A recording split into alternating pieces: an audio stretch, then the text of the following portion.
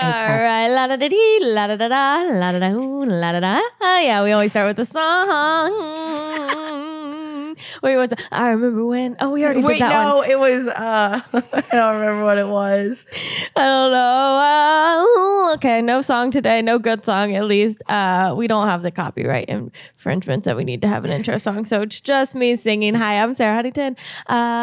Beauty in the Breakdown podcast with, as always, co-host Hattie Fail. Whoop, whoop. And special guest today, I'm going to call you Just Bree because I don't know your last name. I mean, that's what I've known you as, so. That's fine. I've dated people before and they popped up and were like, I don't know your last name after like 3 weeks of dating. And I was like, cool, that's how I like it. Let's leave it like that. So that's funny. how I like it. Because I get that with the Sarah Pop-Tarts thing. People are like, your last name is Huntington? I'm like, did you really think my name was Sarah Pop-Tarts? Yeah.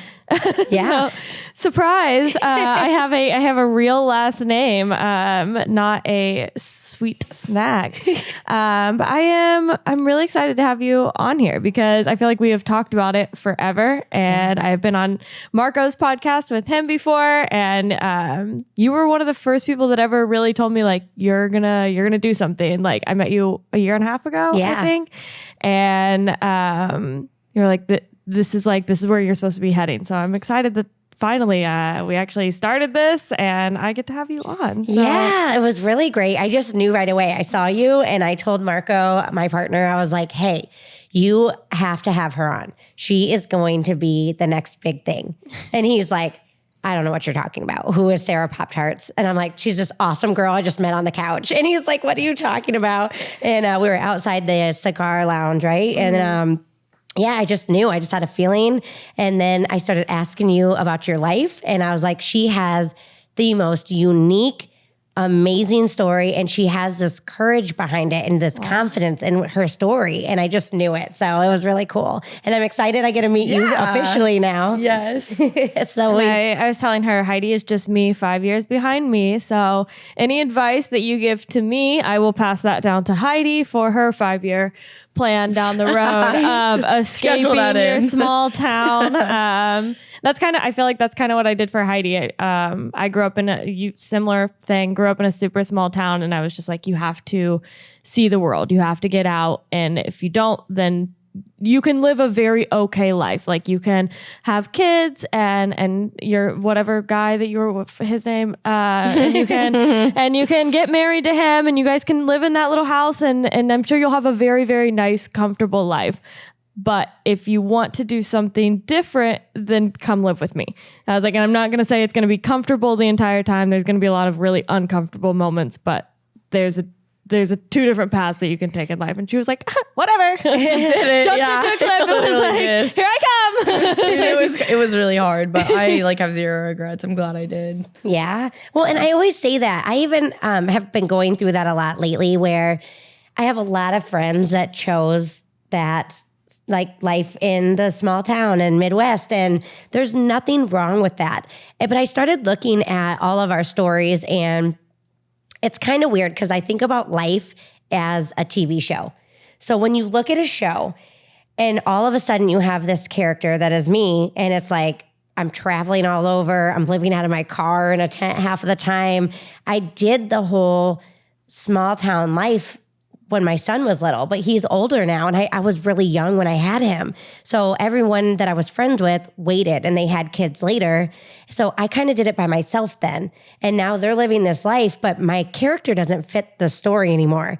It kind of makes it weird. It's like, why is this like the fun aunt just still here? Like she was supposed to breeze in and breeze out, right? Yeah. So I'm like, I felt like I was taking a character role from somebody else. Like, let's put somebody else in here that's got the same stuff going on, that's having the babies, make their show really great. Mm-hmm. But then I have to go out and do mine. And there's a lot of people like us who we can't just stay in that lifestyle because we get so bored and we just really need that freedom to fly. Yeah. And so I think that there's good things about all of the stories. It's just really owning and being confident in your story. Yeah. But having kids isn't my life anymore. I don't want more. My son is grown. He's, in a band. He's doing all these things. I'm not living the same life. I'm not talking diapers and what choking hazards there are. I don't care. I'm like, I don't have babies. I don't care. So it's like, I love all of it for everyone. But it's just accepting that that's not for you. And it's just going to get what you want. And none of it has to be like this great divide.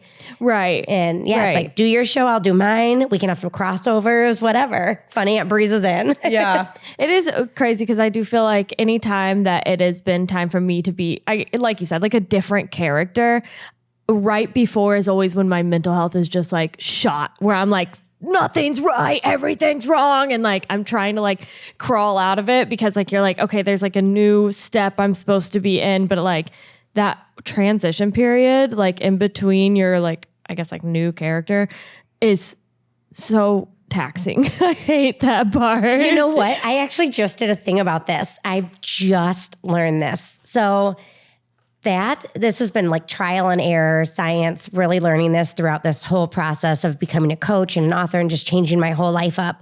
But when we have those moments, it is literally you shedding who you used to be. Mm-hmm. And so it's so hard and scary because we're like, well, this is all I know.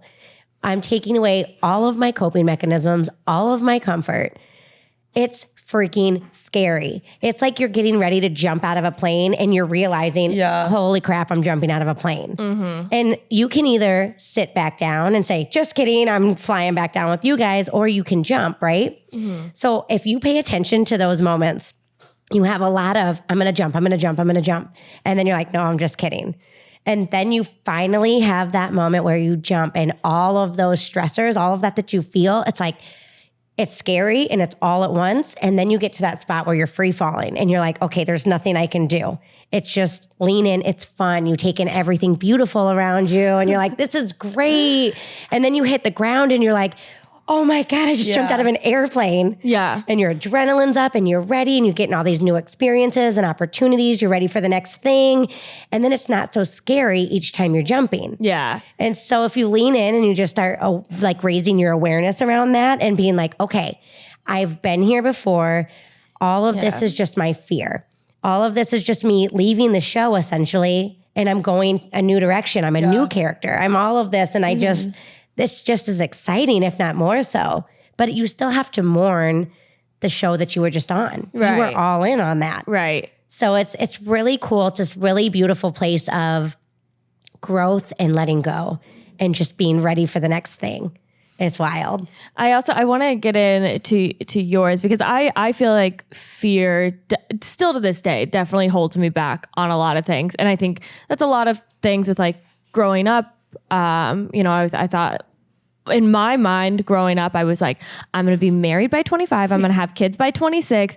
I'm going to own my own house. And then I'm going to I'm going to own my own business. Like I had all these plans that like had to happen. And I was like, so instilled in them, and fear a lot of times still puts me in a lot of those places where I still am very dead set on the fact that I have to be working at least 40 hours a week. I have to do these kind of things, or I'm not successful. So like, I want to ask you, like, what was that moment where you were like, I'm just going to travel the world and basically live out of, because like my brain can't even get me to try and start doing comedy full time. Like I have crazy fears about that kind of stuff. So like, what was it where you were like, fuck it, we're living in a car and we're traveling the world and I'm going to write a book, and you're just like. So it started when we got into the motorcycle accident, which is the first book, the accident that I wrote. We were flying down the road. I mean, we were going like 50, no helmets. And when was this? This was June of last year.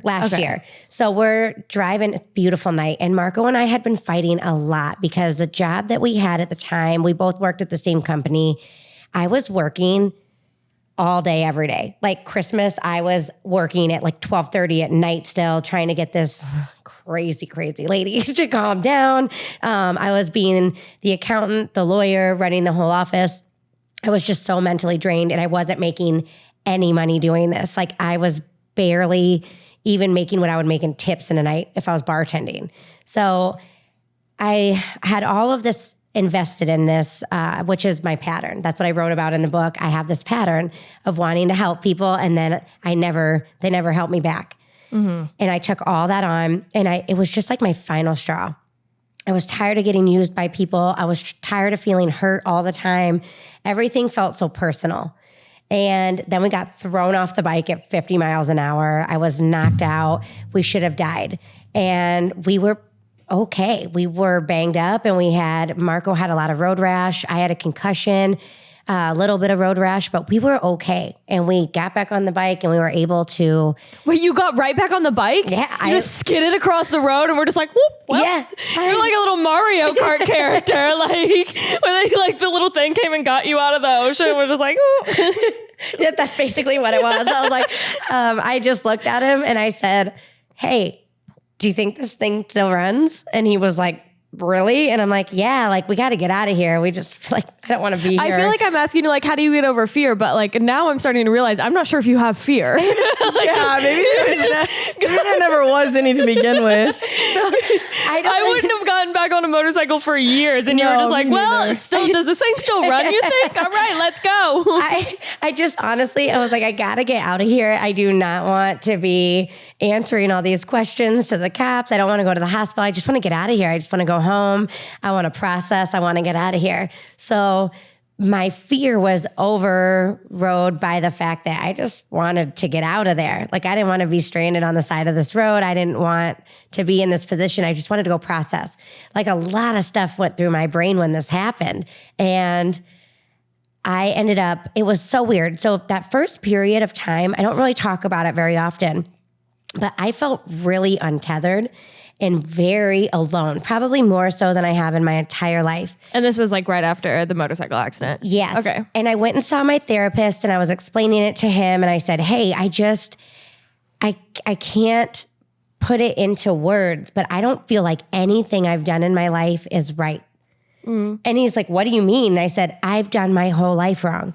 Like I want to start from scratch and I want it to be all about me. And I started looking at all of the trauma that I had in my life that I was not paying attention to. I wasn't giving it any credit. So I would say things like, oh, well, it could have been worse, or everybody has stuff like this, or, it's not a big deal. I don't want people to think that I'm making a big deal out of this small thing.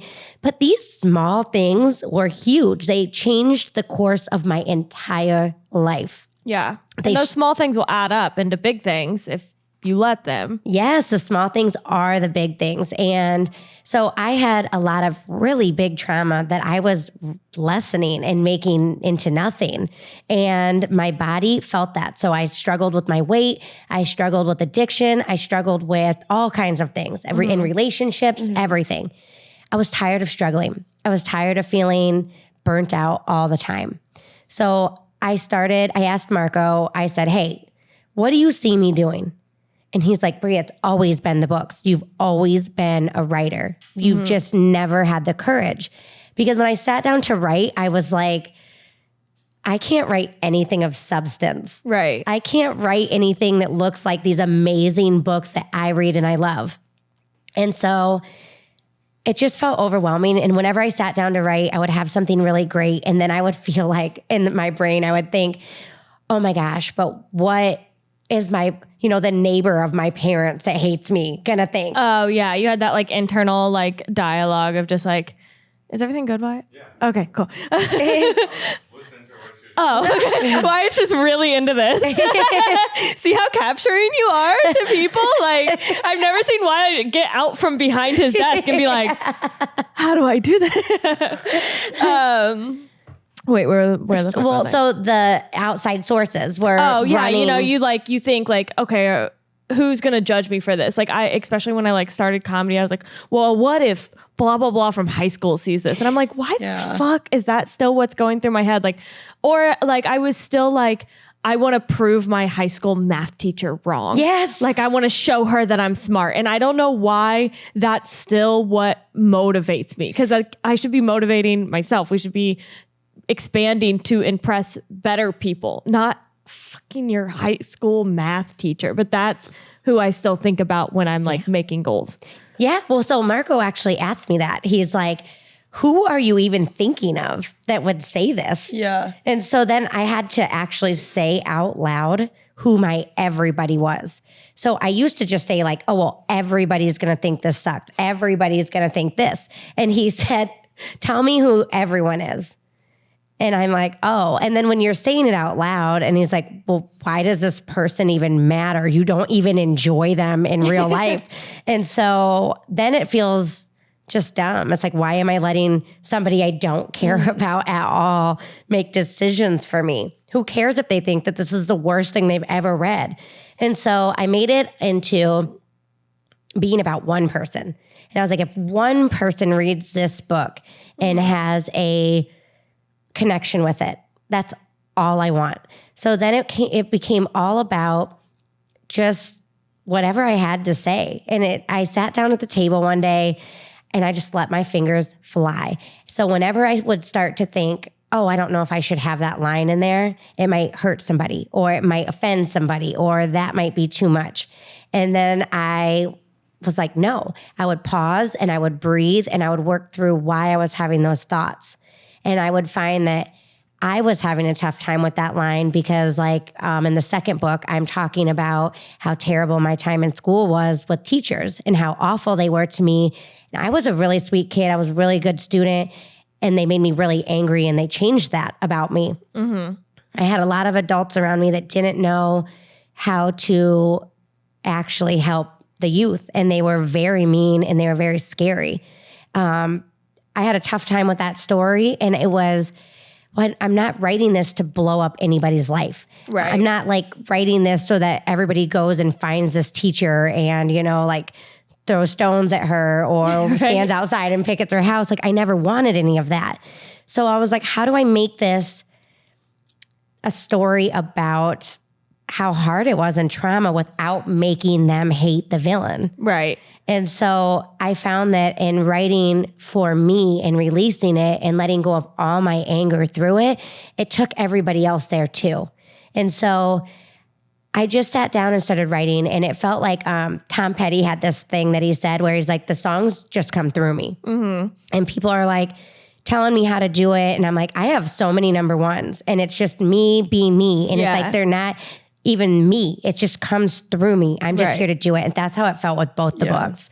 And you just let it fly and you don't care. And it's like, I've had such an outpouring of how big of a ripple effect this has been for people wanting to change their whole lives and do things differently. And it's been worth everything. And I haven't had anybody come to me and say that it was bad. Not one person. I'm excited. I mean, I love the cover. I love everything about it.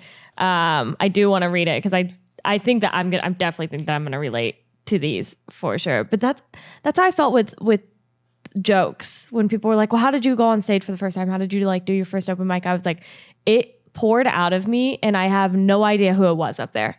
It was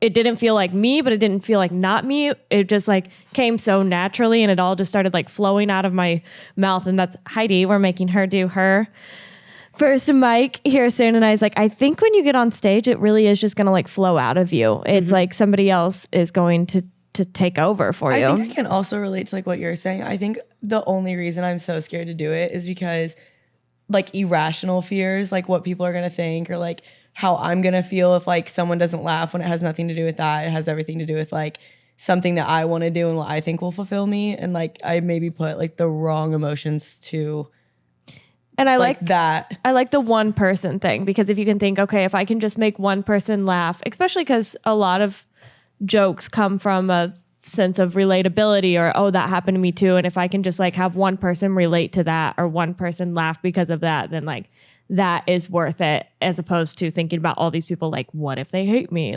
Yeah. Well, and you have to think too, what if you get on stage and you share a story and they don't laugh, okay? Nobody laughs.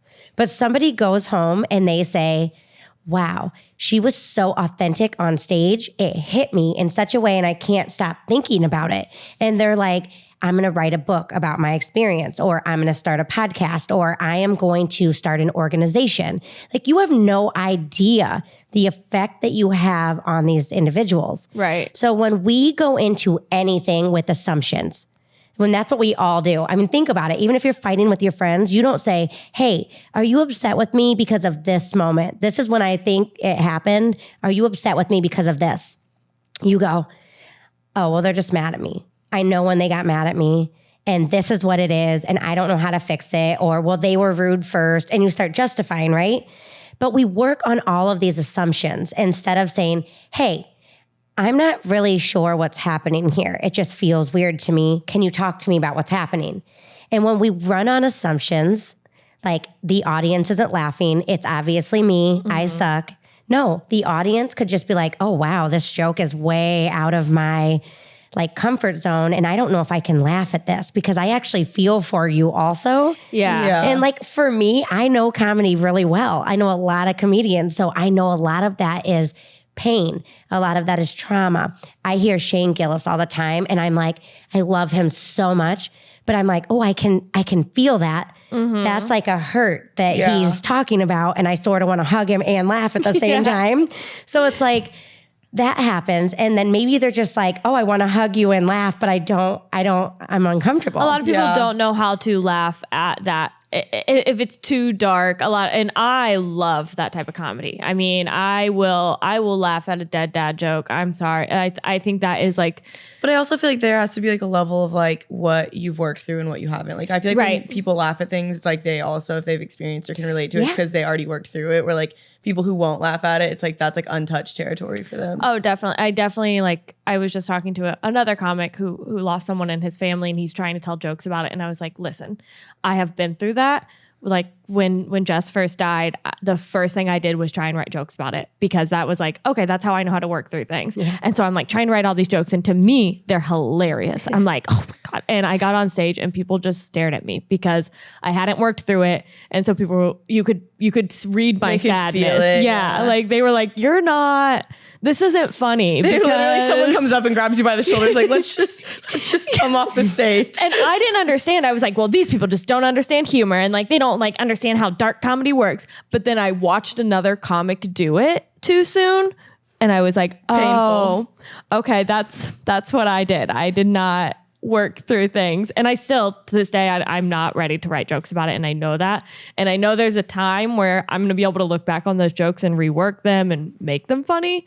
But that's the fine line between comedy is how you have to be healed. You have to be healed or they're not going to be funny. Like a lot of my childhood stuff, I can make it funny. Like, because I am like, I don't care anymore. Like, yes, I grew up a little bit white trash. I don't care.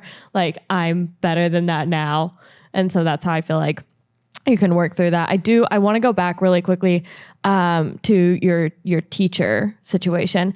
I feel like I relate to that because I feel like I can tell by just talking to you, you're super creative. You're very, very intelligent. Do you feel like maybe going to a small town high school, you didn't feel intelligent because of maybe the teachers that you had or the classes that you were forced to go to, even though you're super intelligent, just more of a creative, but when you're forced into taking science and math. See, but I feel like that's part of it too, though. Like, I feel like school is only for like logical thinkers. Like school's not made for like the creative brain. It's just not. And like, I think it's so hard for the ones that are creative when you get out of like school and like norms. Like we aren't usually the ones that go sit through college classes. Like we usually aren't the ones that like follow that. But I also think we have a way harder time and many more years after that to get from like book work and like studying and like all of these habits that they forced on us to like what we really are. And I think our 20s are harder for us in that aspect because we have to like undo all of these things we were taught in our childhood. Yes, literally that is what I've been working through this whole time is like unlearning societal norms. Yeah. I am not a societal norm. I am so different. And here's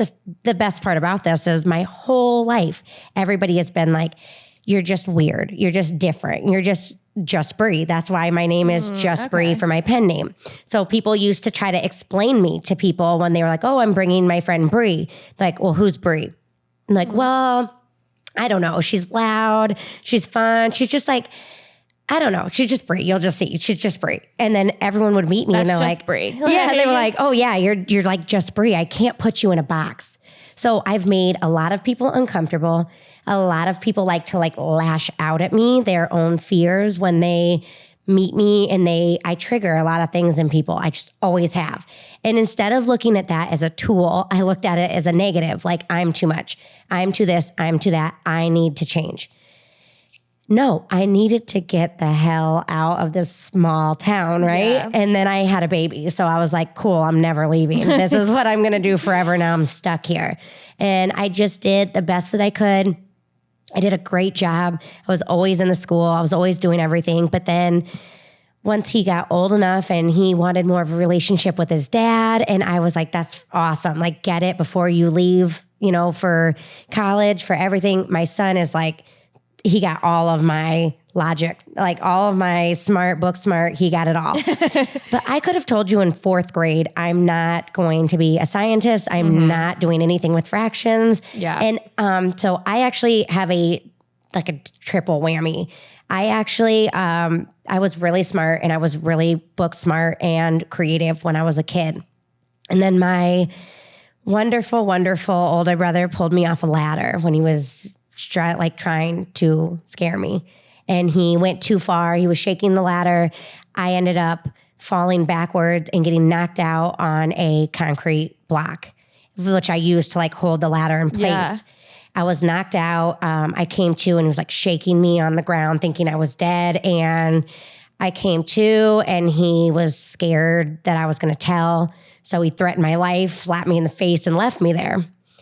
And after that, I didn't correlate it because I was 8. I didn't know anything. This is the same time I'm having my first experience with really negative adults in my life, my teachers, which I wrote about in book 2. And my family has a lot of hearing loss, but I didn't. So I was in 4th grade. I started 4th grade and I no longer could retain math or science or history. Things were not sticking in my brain the same way.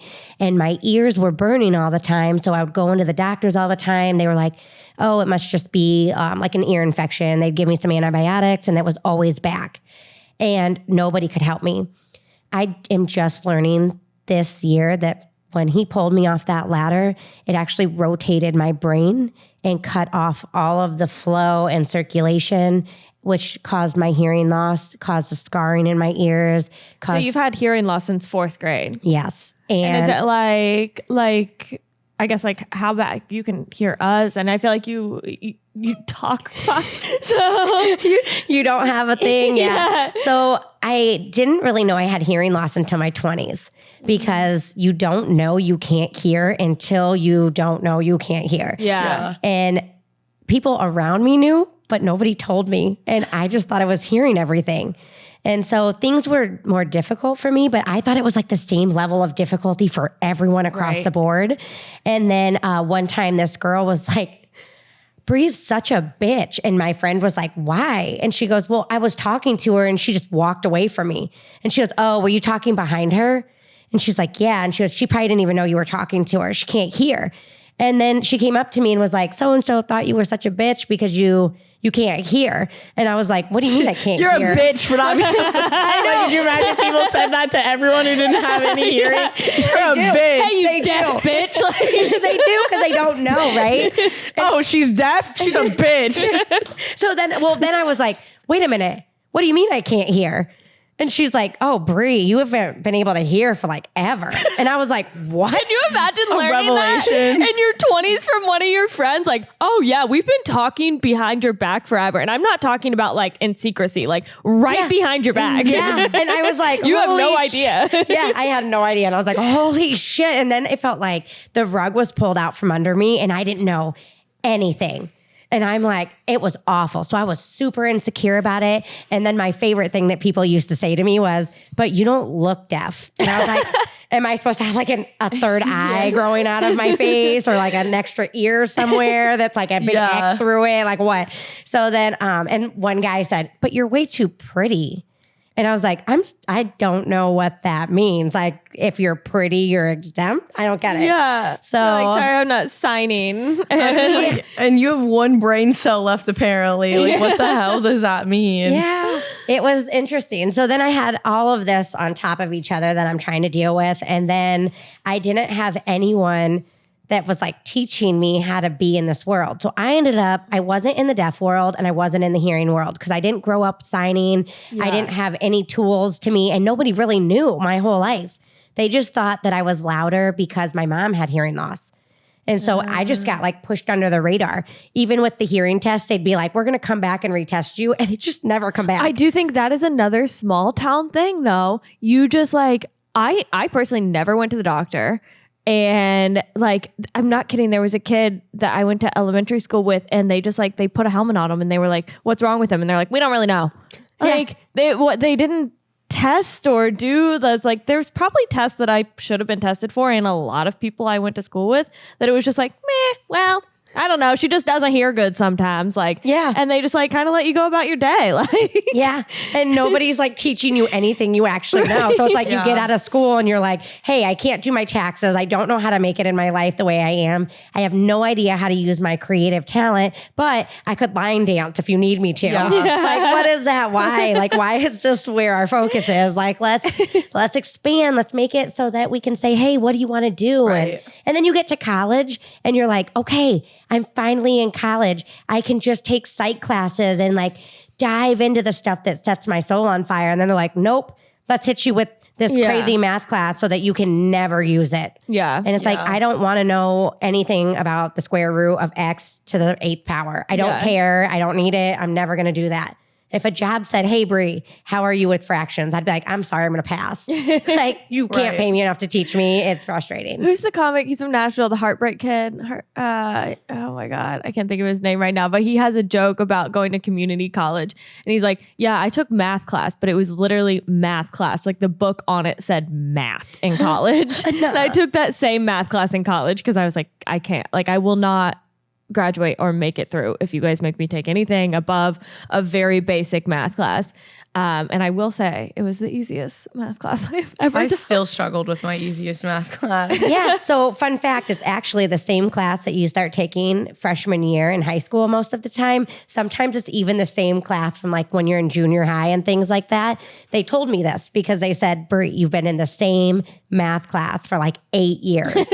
How do you not know any of this? And I was like, it's like I sundown. I can't take in any of this information. Just, like, don't like that. Like, just not for them. Like, I'm the same way. Like, numbers just don't happen in my head. They never have. They never will. Like, I just don't do numbers.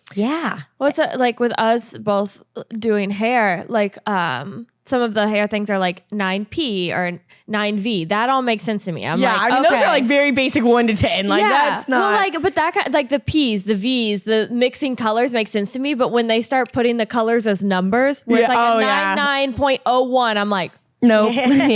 No. I can't do it. Pass. Like, we need a new line. I can't do it. Okay, I want to get back to the how you ended up. So there was the motorcycle accident. And then what happened after that? So I ended up writing the book, and on April 29th, we made a video saying, we're making the book. This is going to happen. Let's go. By May 13th, the first one was totally out for sale. Like, we did that so fast. And were you working at the same time as writing this book, or were you just like, I'm all in, I'm writing this book? Like, so we went all in. I went all in, and I was like, I'm writing this book. I'm going back to school to be a health and life coach. And I had thought about that for like 15 years. And I was always too scared to jump in. I didn't think that I would be able to really help people do it, because I always helped people. But what I did was this fun thing where I would want to fix everything for them. And I realized that when you do that, you basically take somebody and you bring them into your world that's all sunshine and rainbows, right? Well, these people grew up like in a trailer park and they've never seen sunshine and rainbows. Right. So this is a big shock to them. And now they have everything that they've ever dreamed of right over here. But then my life would get busy and I would leave for a while and be like, I'm going to do my thing. You do your thing. Well, they didn't know how to be there without me. And so then they start blowing everything up in their life because they don't understand.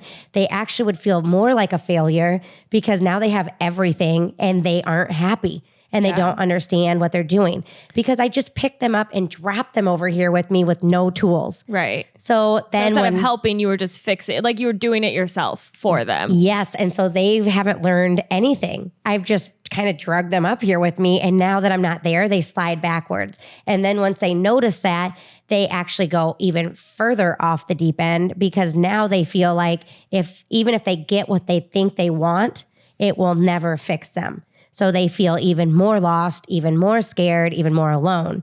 And then they feel more dependent on people to make them happy and to fix things for them. So we have this whole world where nobody's actually fixing what is hurting them. It's just they're dependent on other people. So I started saying, okay, I want to learn how to do this in a healthier way where it's not making me feel like a failure and taxing me. It's not making them feel like a failure and making them feel worse. I want it where everyone feels good and they're doing this work themselves. So I went back to school. I had to do a crash course. So you take this it's like 12 sessions, like one a week. So you've got like 3 months of work right there. And I shoved it into like a month and a half. You're like, I got to get this done. I did. And it's whoa, because all of your trauma comes out, all of your fears come out. And I was just like, this is too much. I can't, my whole life is different. I'm not making any money. So I'm like, what am I going to do? I'm going to fail. And that's it. Life is over.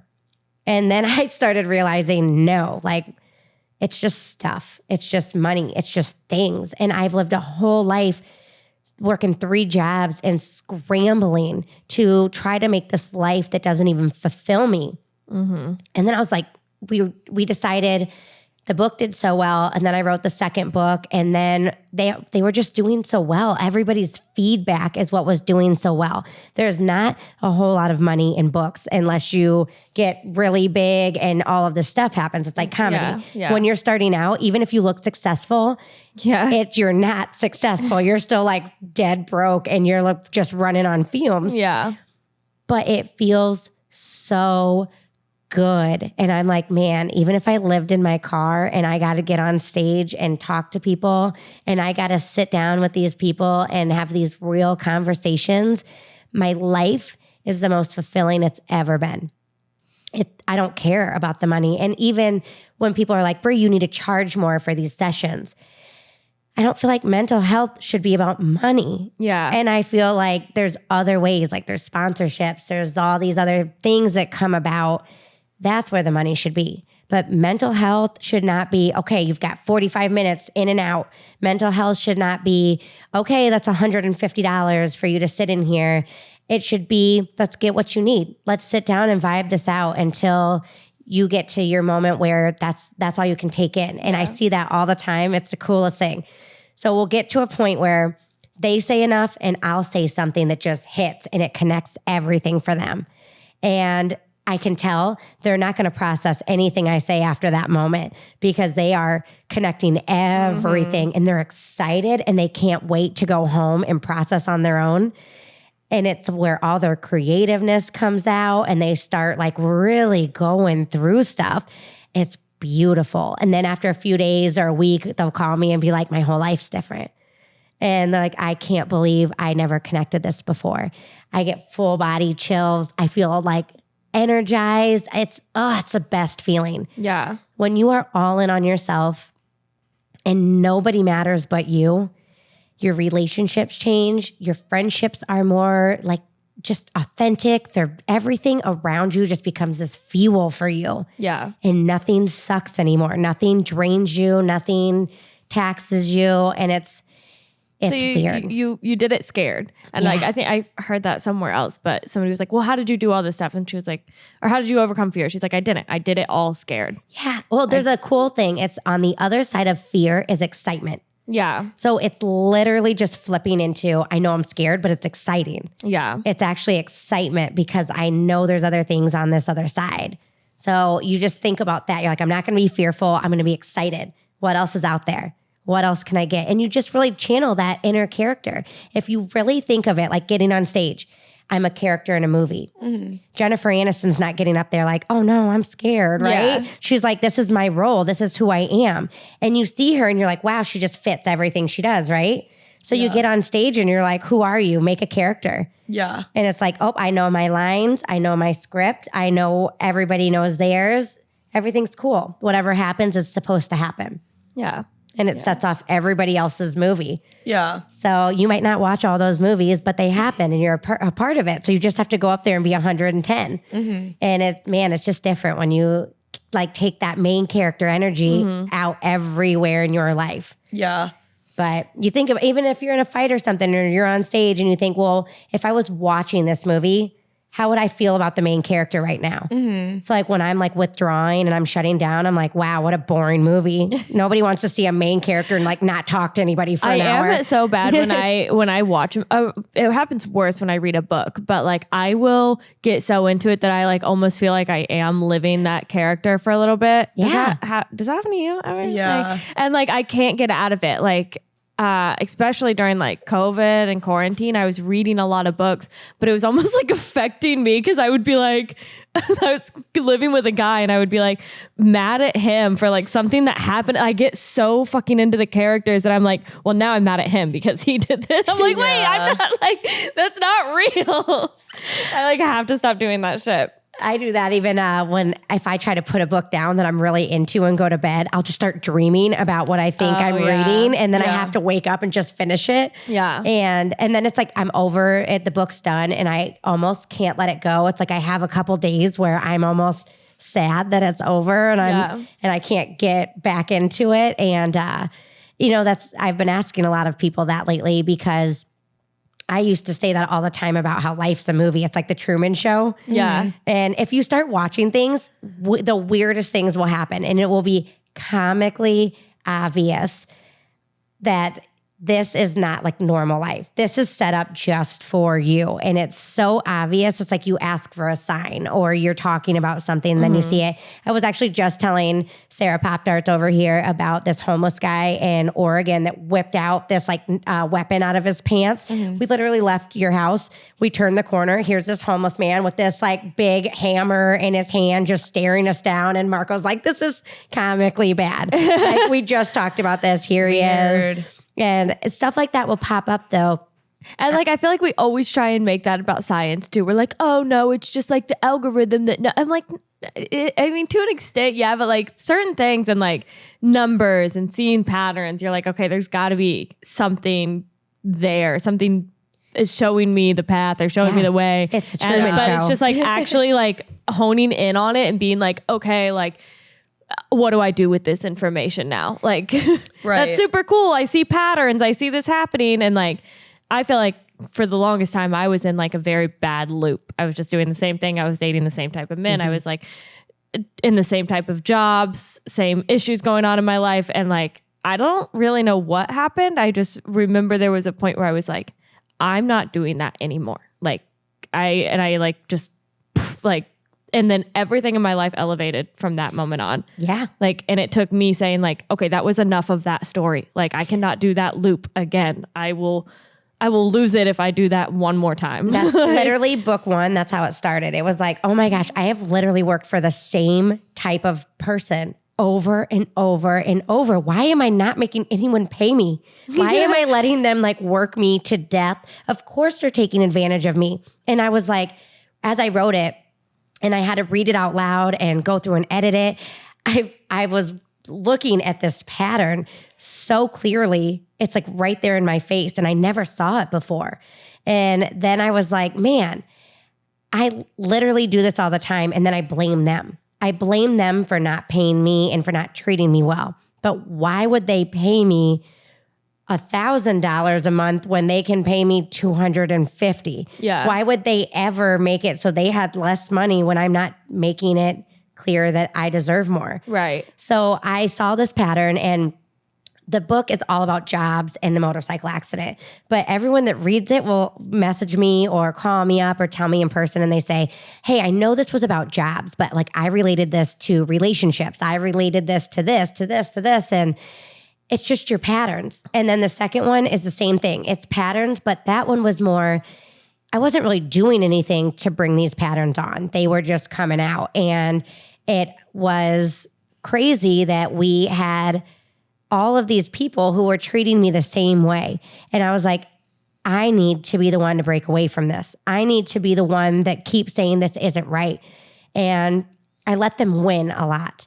So looking back at those patterns, it actually took away that feeling that I need to like slink away from things. And instead it was like, no, if somebody ever tries to treat me like that again, I'm going to make sure they can't treat anybody else like that. Yeah. And I am just going to fight for what is fundamentally I think right. that's like one of the hardest parts too about like kind of starting to stand up for yourself and start living for you is you feel like a bitch at first. Like there was a lot of things and people that I kind of got rid of, and it will continue to happen, and I'm sure it still continues to happen for you, that you start exiting those people out and you feel like an asshole because you're like, you have been such a people pleaser your entire life, and I want everyone to love me, I want everyone to like me, and then those moments where you're like, well shit, now that person doesn't like me for standing up for yourself. I think that's probably one of the hardest parts too, is where you're helping yourself and that hurts. I'll tell you, and you'll probably relate to this really hard. And you, if you're really getting into getting up on stage, you'll probably see this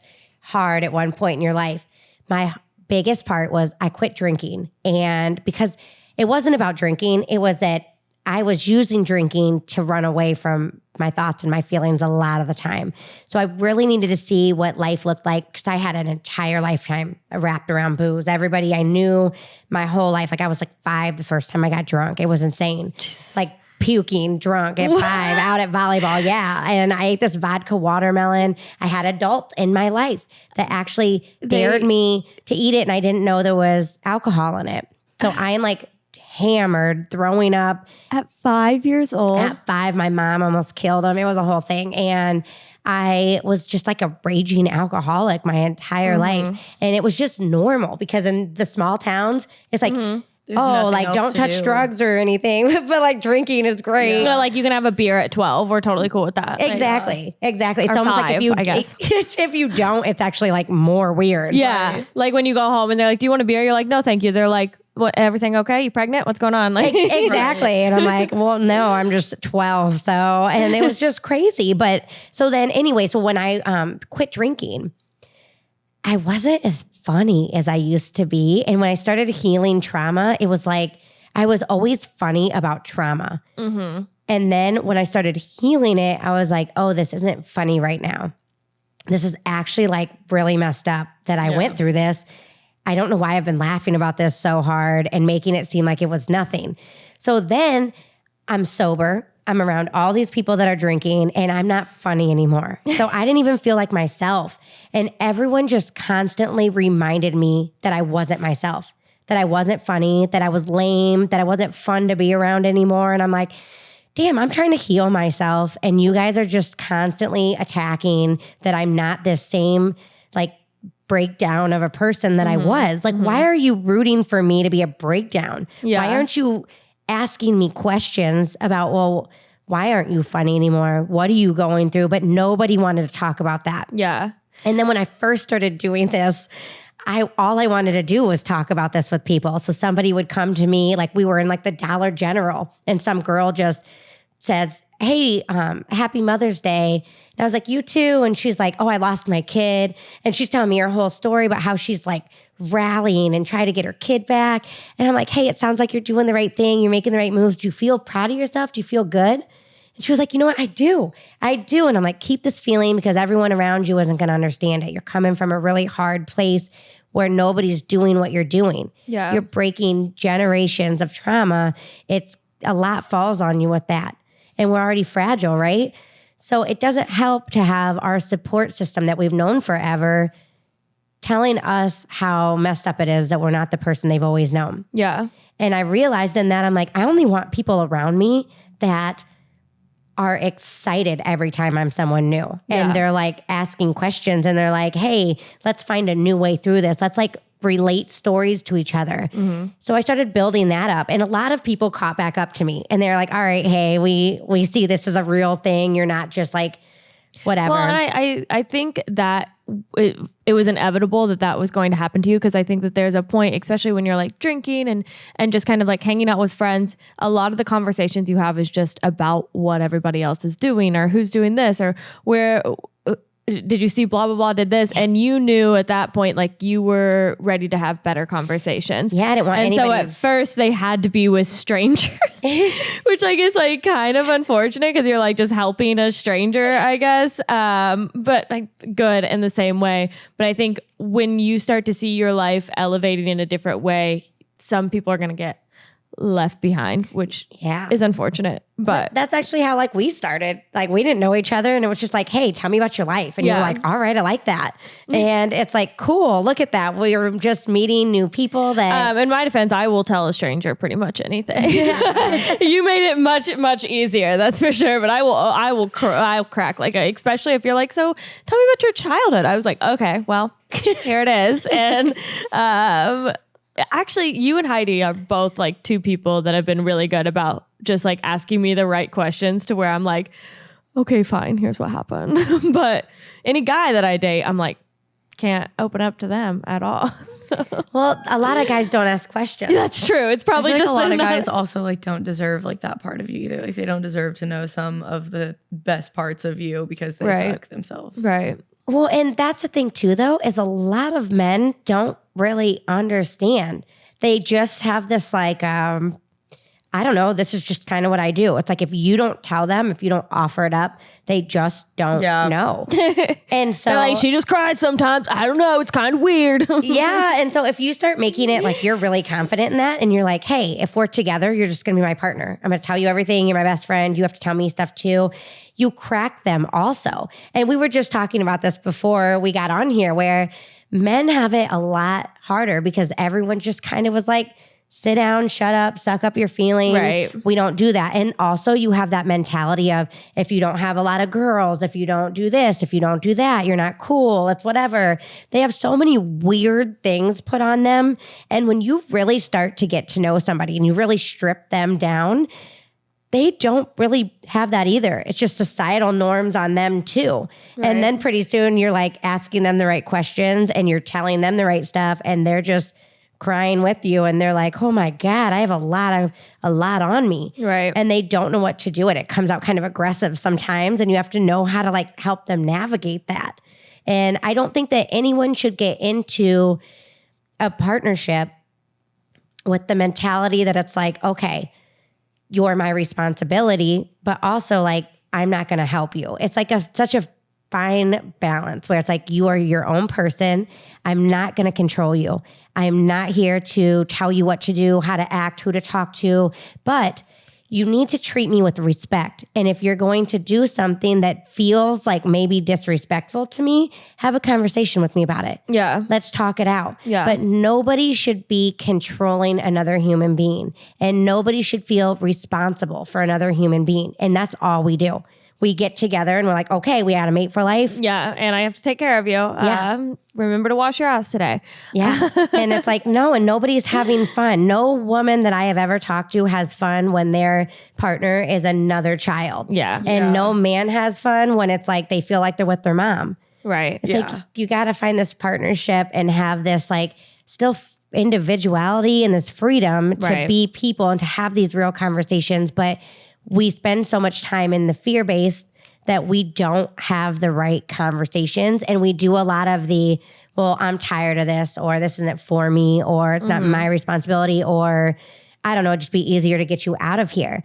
Because they're testing your buttons too. Yeah. They're asking you to step up and be a better version of yourself. And that's hard sometimes, especially when you're really mad. Yeah. And you're like, I don't want to be a better version of myself. I want to punch you in the throat. It's like, but we have to. You're like, I want to be the better. worst version of myself right now around you. Exactly. And then but then you step out of it. And it's so funny. I learned this because Marco is the only person that can push my buttons like this. I do not feel anger ever anymore, but that man could come to me and make me real hot. And so I started being like faster about getting out of my emotions when he pushes my buttons, and I get creative. I become a scientist and I'm like, how can I just help him through this? Like he's talking about somebody else. It's not me. And when I do that, 98% of what is bothering me is solved through helping him handle what he's feeling. And it's never about me. It's always stuff from his past. Fixing, it's about helping.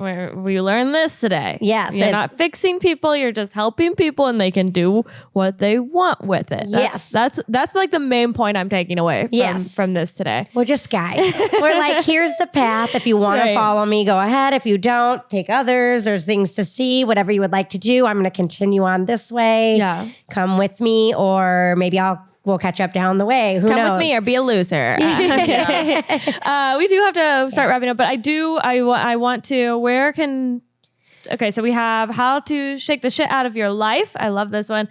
And then fragile minds and the adults that mold them. Where can people find these? How can they get them? So everything is at justbreehlc.com. Just Bree with 2 E's. HLC.com. Okay. And that has the links to my podcast, Realizations, which is a lot of just motivational, like a 30-ish minute video for your daily kind of get up, get motivated. We want to switch your life up. We talk about everything. Nothing's off limits. I have all my social. I do a lot of positive groups, Brain Gains on Facebook. My whole Instagram is literally just like, hey, y'all, let's have a great time today and let's talk about real stuff. So everything's on there. The books are on there. Anything that pops up is on there. I just link it all right there. So all right. Awesome. That's where you can find it. I love the color scheme too. And I like that they kind of match. It looks like Cosmo and Wanda. I know. Yeah. I actually told Marco, I was like, think like Saved by the Bell meets like, trauma. And he just made it all happen beautifully. I don't know how he took mine. He designed this? Yeah. So everything that needed to be done to make it into a book and into an Audible and into all that, Marco did. I literally just write and read. Go, Marco. You killed it. This man loves you. Yeah. He pushes my buttons and then he's like, hey, I love you so much. That's like my number one. And he's like, he's always down to grow with me. And it's like the coolest freaking thing. I've never had a partner like that. So it's pretty dope. So exciting. Yeah. Well, just keep in mind, December 20th, Heidi is going to be hosting for her first time at Helium. And then I'll be featuring. And then also, Wednesday, I'm going to be at Helium, featuring for Andrew Collin. Really excited about that. He is the creative producer for F-Boy Island. So, and then other than that, you can just follow me at Sarah Pop-Tarts on everything. Heidi Fail. And Instagram at H for Heidi. And that's the only one I'm going to tag right now. Do you want to tag any of your social media? Yeah. So everything's just Bree HLC across the board. And who knows, maybe Heidi will even follow me back now. Wait, did you follow me? Yeah. I was like, I'm going to be on the podcast. I will say I'm not going to lie to you. I'm not good at paying attention to that. Well, and I'm also really bad at telling people what's going on. Like, she didn't tell me until yesterday, and I was like, I was like, and we're having a guest. Like, I'm literally at Burn, and I'm going to be in Chicago, and I'm going to be in Chicago tomorrow, and also I have a 7-day trip planned in 2 days. So I'm not very good at explaining things to people. I will say that. Wait, did I accept your fault? That I am. Yeah, I think so. But then you just didn't. Yeah, you were just like, don't know who this girl is, but that's fine. Hold on, wait. Well, I do. I a lot of times this podcast goes in a very not negative direction, but it's normally just like Heidi and I just trashing ourselves. So this was a breath of fresh air, a brie of fresh air. You know what? Maybe you guys can try that on the next one, where anything that you feel you should trash yourself about, you're like, hey, let's talk about that, because I'm sure whatever you say, she wouldn't trash you for it. No. But she would trash herself for that same thing, right? So now you have a new cool thing where you're like, hey, let's try to reframe that. Let's try to make it into something like impactful and powerful. Let's use it, because you're not the first person and you're not the last person that's going to feel like that. Right. Yeah. So you learn how to feel it fully. And then other people are like, hey, I feel like a trash bag because I did this. And you're like, hey, been there. We have an episode about it. Let me tell you how to reframe that. Right. Well, I appreciated it, and it made us feel good for our little Sunday afternoon. Yes. I feel like I'm walking out of here on like a little bit more of a positive note. So I like that. Thank you for coming on. Yeah, thank you for having me. It's been fantastic. So great luck. I can't wait to see where you go to. I already know you're going to be the next big thing. I'm just waiting for her to call me and be like, got a Netflix special. You want to be backstage? And I'm like, you're damn right I do. Well, thank you. All right, guys. Thank you.